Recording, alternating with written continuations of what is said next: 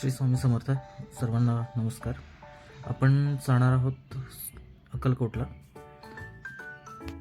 आपण रात्रीचा प्रवास करणार आहोत, त्यामुळे आपल्याला तयारी झालेली आहे. आणि आता आपण बघतो की 11 वाजून 10 मिनटं झालेली आहेत. तर आपण निघतोय, बॅग वगैरे भरून झालेली आहे. तर आपण चला बघूया. कॅब आलेली आहे आपली. कॅबमध्ये आपण बसून छत्रपती शिवाजीनगरला जाणार आहोत. तिथून आपले ट्रॅव्हल्स असणार आहे. चला, तर आपण पोहोचलो आहे शिवाजीनगरला आणि संचेती हॉस्पिटलच्या समोरच उतरवलं आहे. तर आपण आता रोड क्रॉस करून आपण पुढे जाणार. ट्रॅव्हल्सचं जे टायमिंग जे होतं ते 11:45चं होतं आणि आता जवळपास 2 वाजून गेल्यात. आपण बघूयात आता किती वेळात येते ट्रॅव्हल्स. ट्रॅव्हल्स इथं पोचली आहे अडीच वाजता. त्यामुळे आम्हाला लेट झाले, आताच लेट झालं आहे. आणि आता आम्ही सकाळी पण लेट पोचणार. तर आता बघूयात आपण पुढे कसा प्रवास होतो आहे.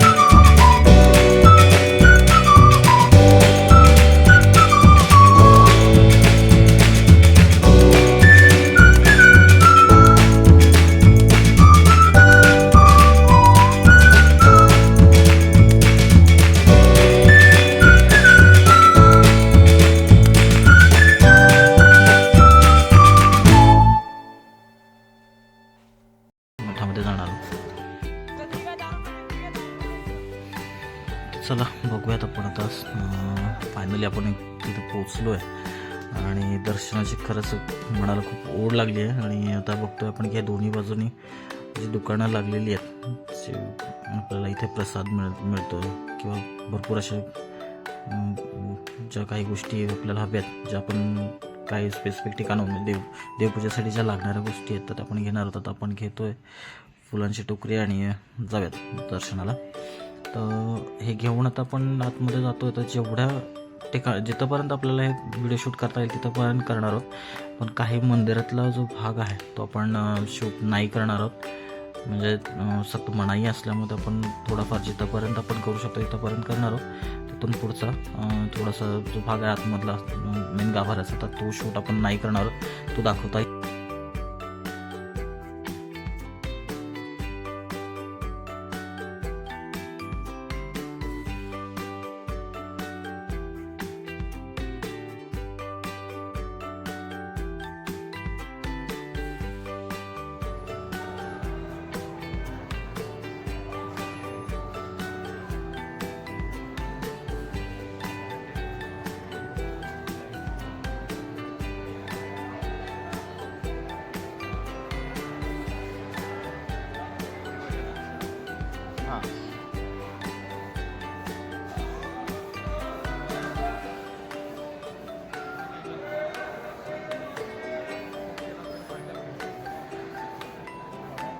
तर आपण दर्शन घेऊन आता बाहेर आलो आहे आणि जे समोर वटवृक्षाच्या समोर येतं हे धागे जे बांधलेले असतात ते हे इच्छापूर्तीसाठी बांधतात आणि इथे आपल्या मनातली जी इच्छा आहे ते आपण बोलून स्वामींना सांगितली आणि तो धागा बांधला तर त्याची हमखास नक्कीच इच्छापूर्ती होते. असे बरेचसे अनुभव मला स्वतःलाही आलेले आहेत.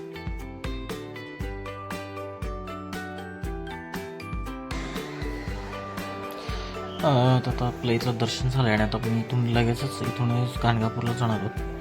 तिथलंही दर्शन करून आपण तिथून परत रिटर्न इथंच अक्कलकोटमध्ये समजा मुक्काम करणार आहोत अक्कलकोटमध्ये. तर आपण आता इथून निघणार आहोत गाणगापूरसाठी आणि तिथलं दर्शन करून मग इथे रिटर्न आल्यानंतर परत आपण संध्याकाळी इथे थोडे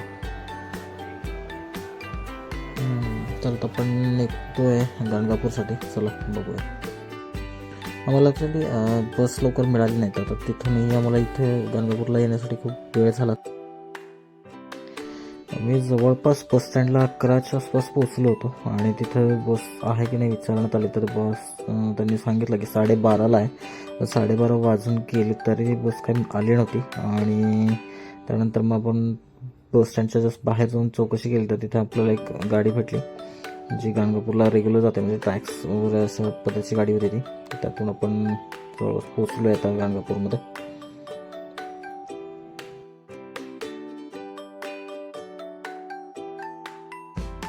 आणि हे आहे गाणगापूरचं बस स्टँड आणि आता आपण इथून ऑटो पकडून त्रिवेणी संगम जो आहे तर तिथे जाणार आहोत आणि तिथलं दर्शन मग तिथून पुढे करून परत आपण दत्त मंदिरात येणार आहोत. तर बघूयात आपण त्रिवेणी संगम.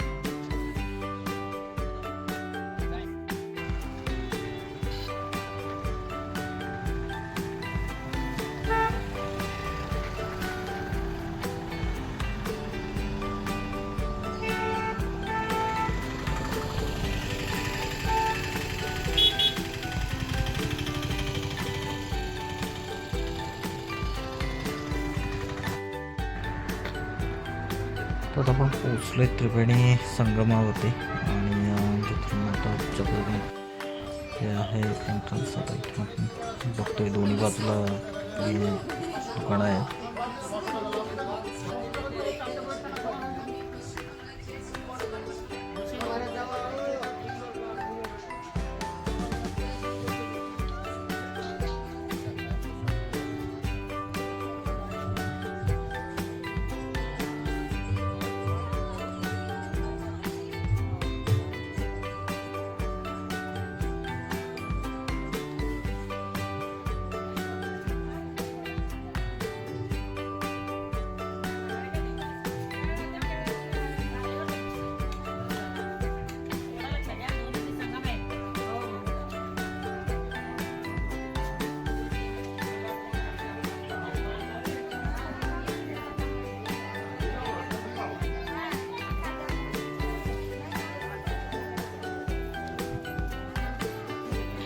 आणि आता आपण बघतोय हा जो संगम आहे तर इथे असा आहे की आपण इथे जाऊन लोक म्हणजे तीर्थस्नान करतात आणि तर आपण जाणार आहोत तिथून. स्नान तर नाही करणार आपण पण जाऊन येऊयात कारण दाखवूयात. नदीमध्ये आता आपण हातपाय धुवून वरती आलो आहे आणि हे जे वटवृक्ष मंदिर आहे तर तिथे आपण जातो आणि हे बघतात तुम्ही तर इथे लोक खूप लांबून येतात गुरुचरित्र पारायणासाठी. आणि इथं असं म्हटलं जातं की इथं या स्थानी जो येऊन गुरुचरित्रचे पारायण करतो त्याची फलप्राप्ती लवकरच होते. त्यासाठी इथे भरपूर व्यवस्था आहे की बसण्यासाठी आणि पारायणासाठी. आता आपण बघतोय हे आहे वटवृक्ष मंदिर आणि पुढच्या बाजूने आपण आता एंट्री करणार आहोत.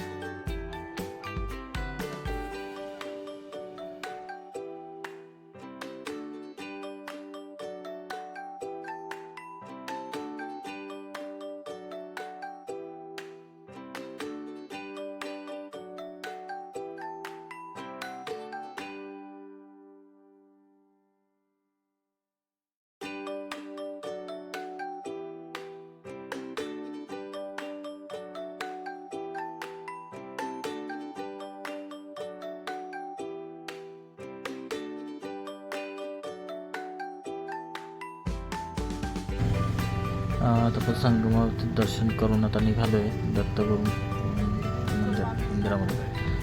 बघणार आपण तिथलं दर्शन घेऊ, मग परत आपण निघतो अक्कलकोटसाठी.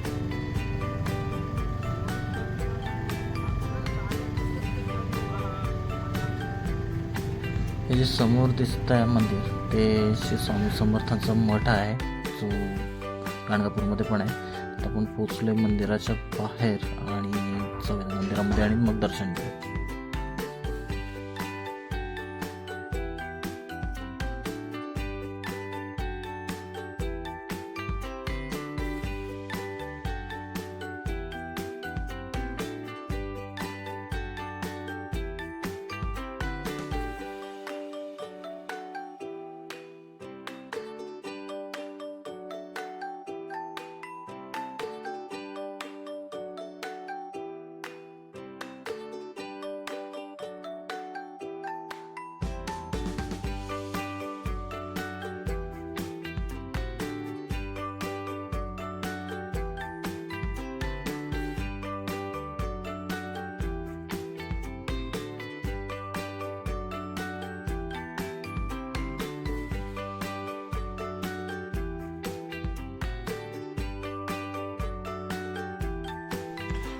व्हिडिओ बनवण्यासाठी इथेही सक्त मनाई असल्यामुळे आपण बाकी काही व्हिडिओ केलेला नाही, शूट केलेला नाही आहे. तर आता आपण दर्शन करून निघालो आहे माघारी अक्कलकोटसाठी.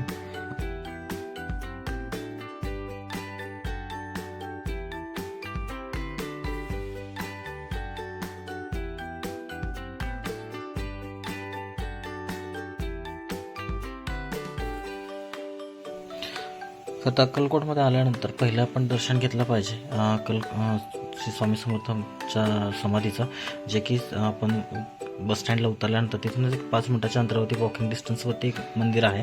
तर ते बऱ्याचशा लोकांना माहिती नसल्यामुळे लोक येतात आणि सरळ त्यांच्या कर्मभूमी म्हणजेच वटवृक्ष मंदिराच्या इकडे जातात, जे की स्वामी समर्थांची जी समाधी आहे ती बसस्टँडपासून 5 मिनिटाच्या अंतरावरती येतात. तिथे आपण दर्शन सकाळी खरं आपली ट्रॅव्हल्स सरळ तिकडे वटवृक्ष मंदिराकडे गेल्यामुळे आपण इथलं दर्शन झालं नाही. तर आपण आता इथून तिकडून आलं तर इथं पहिलं आलो आहे, तर इथलं दर्शन करूयात आणि परत मग आपण खाली जाऊ.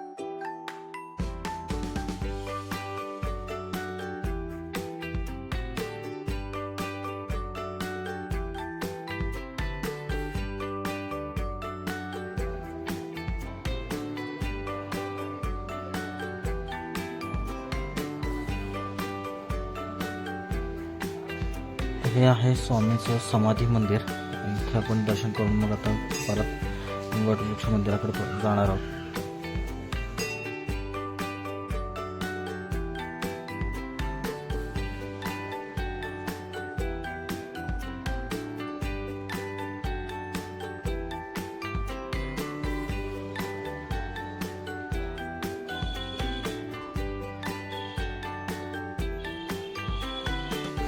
आता आपण फक्त बसमध्ये येऊन थोडंसं फ्रेश होऊन परत आता आपण आलो महाप्रसादासाठी. महाप्रसाद घेऊन झालेला आहे आणि आता हे बघतो आपण की महाप्रसादाचं जे अन्नछत्र जे आहे ते इथे दररोज हजारो भाविक येत असतात आणि हजारो लोक जे इथे महाप्रसादाचा लाभ घेऊन जात असतात.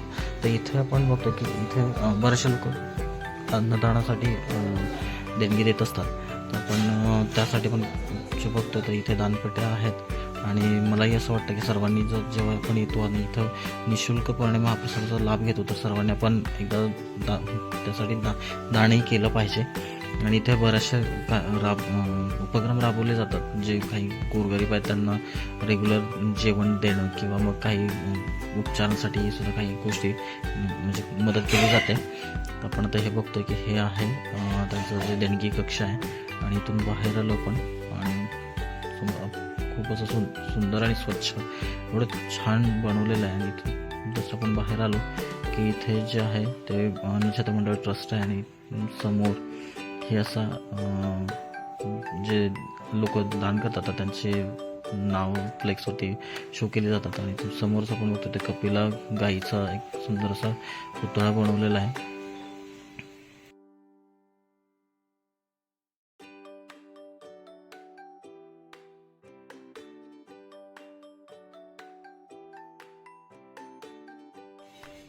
आणि आता आपण इथं बघतोय की जी प्रस्तावित जी अन्नछत्र मंडळाची इमारत जी बांधली जाणार आहे तर त्याचं काम सुरू झालेलं आहे आणि ती ही अशा प्रकारे असणार आहे. तर ही जी 4 मजली इमारत आहे तर त्या इमारत असणार आहे आणि ती इमारतीच्या बाजूला गाड्या पार्किंगसाठी सुद्धा व्यवस्था केलेली आहे आणि अशा पद्धतीने सुंदर अशी इमारत बांधली जाणार. तर मला असं वाटतं की जे नेहमीच लोक जे येत असतात, हजारोच्या संख्येने भाविक इथं येत असतात आणि महाप्रसादाचा लाभ घेतात ते, तर त्यासाठी ती आताची जी इमारत आहे तर त्याची जागा पुरी पडते. त्यासाठी हा यांचा प्रस्तावित जो प्लॅन आहे अन्नछत्र इमारतीचा, तर ज्या लोकांना अन्नछत्र मंडळाच्या ज्या इमारतीसाठी ज्यांनाही दान करायचं आहे तर त्याच्यासाठी एक पुढे मी QR कोडचा स्क्रीनशॉट लावलेला आहे. तो तुम्ही स्कॅन करून तुम्ही त्यावरती तुमचं जे पण काय तुम्ही दान करू शकता ते करू शकता.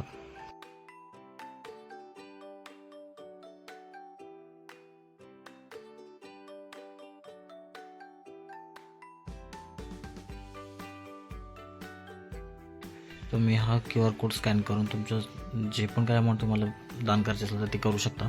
आणि त्याचप्रमाणे आपण पुढे बघतोय की अन्नदान बांधकाम सेवेत सहभागी होण्यासाठी तुम्ही जे पण काही चढातरी मदत कराल तर त्यांच्यासाठी ATG ॲक्टनुसार इन्कम टॅक्समध्ये सवलत मिळणार आहे.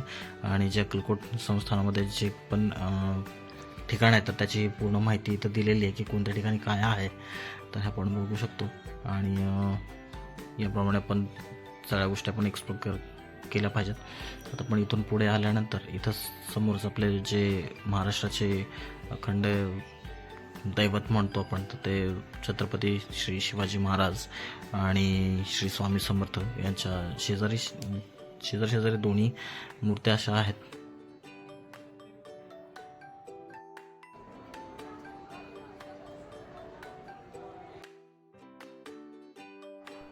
तर ही आहे शिवसृष्टी आणि याच्या पुढे आपण गेल्यानंतर तर इथे एक वाटिका आहे, श्री स्वामी समर्थ वाटिका. इथे लहान मुलांसाठी खेळण्यासाठी जागा आहे. तर आता आपण इथून रिटर्न जातोय भक्त निवासमध्ये आणि आराम करून सकाळी लवकर उठायचं आहे. 5 वाजता आपण काकड आरती करून तिथून काकड आरती झाल्यानंतर तसंच आपण निघणार आहोत तुळजापूरसाठी, तुळजाभवानीच्या दर्शनासाठी. ते आपण पुढील भागात बघूया.